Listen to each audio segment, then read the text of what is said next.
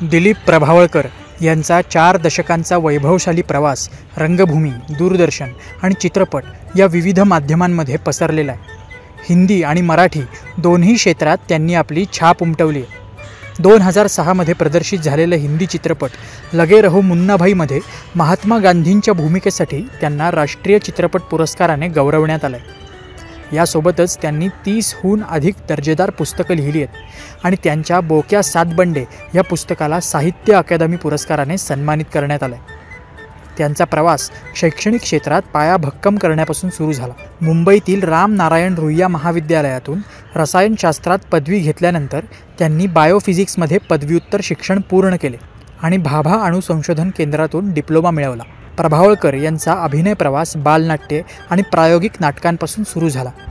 विजय तेंडुलकर लिखित आणि अरविंद देशपांडे दिग्दर्शित लोभ नसावा ही विनंती या नाटकाने त्यांना विशेष ओळख मिळवून दिली. त्यांनी विनोदी आणि गंभीर अशा दोन्ही भूमिकांमध्ये आपले कसब दाखवले. मराठी दूरदर्शन मालिकांमध्ये चिमणराव गुंड्याभाऊ या मालिकेत चिमणराव म्हणून ते लोकप्रिय झाले.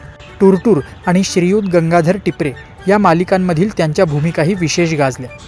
हसवा फसवी या नाटकातील त्यांच्या विविध भूमिका आजही स्मरणात राहतात. त्यांच्या चित्रपट कारकिर्दीत एक डाव भूताचा, झपाटलेला आणि चौकट राजा यासारख्या चित्रपटांनी त्यांना प्रेक्षकांची पसंती मिळवून दिली. आता ते त्यांच्या आणि विजय केंकरे यांच्या विशेष अभिनय पुरस्कार प्राप्त पत्रापत्री अभिवाचनाचा अमेरिका दौरा करताय. तर ज्येष्ठ हरहुन्नरी कलाकार दिलीप प्रभावळकर यांचे अष्टपैलुत्व, अनुभव बघण्याची संधी चुकवू नका.